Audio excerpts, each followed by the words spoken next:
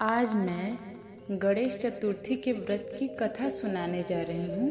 कथा सुनने के बाद अपना प्यार बरसाना ना भूलें।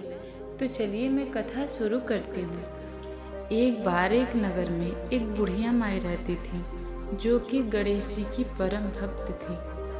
वह रोज मिट्टी से गणेश जी की मूर्ति बनाती थी और पूजा करती थी, लेकिन वह मिट्टी की मूर्ति रोज गल जाती थी।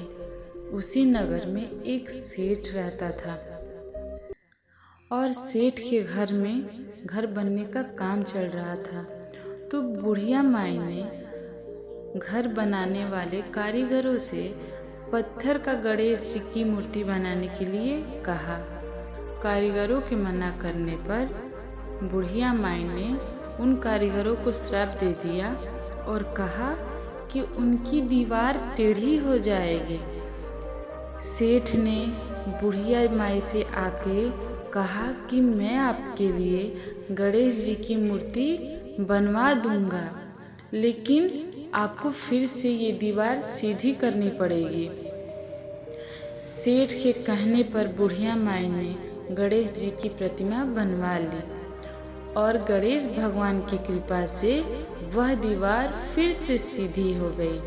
हे गणेश भगवान जी, हे विनायक जी, जिस प्रकार सेठ की दीवार सीधी हुई, वैसे ही सबकी मनोकामना पूरी करना। अब मैं गणेश चतुर्थी की दूसरी कथा सुनाने जा रही हूँ। एक समय राजा नल को किसी श्राप के कारण अपना राज्य और अपनी पत्नी दमयंती से वियोग सहना पड़ा।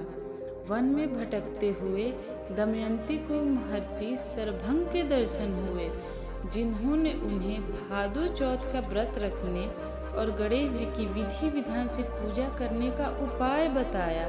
महर्षि सरभंग के कहने पर दमयंती ने पूरे विधि विधान से भादो की गणेश चौथ का व्रत किया। इस व्रत के प्रभाव से उनकी सभी विपत्तियां दूर हो गई और उन्हें अपने पति और पुत्र दोनों की प्राप्ति हुई। इस प्रकार तभी से इस व्रत को विघ्ननाशक और सुख समृद्धि देने वाला सबसे उत्तम व्रत माना जाता है। गणेश चतुर्थी के व्रत का क्या महत्व है? इस व्रत को करने वाले व्यक्ति की सभी मनोकामनाएं पूर्ण होती है और उसके सभी संकट दूर हो जाते हैं। गणेश जी की पूजा से धन धान्य, सुख, उन्नति और वंश में गुणवान पुत्रों की प्राप्ति होती है। इसी के साथ आज की व्रत कथा को मैं यहीं पे समाप्त करती हूँ।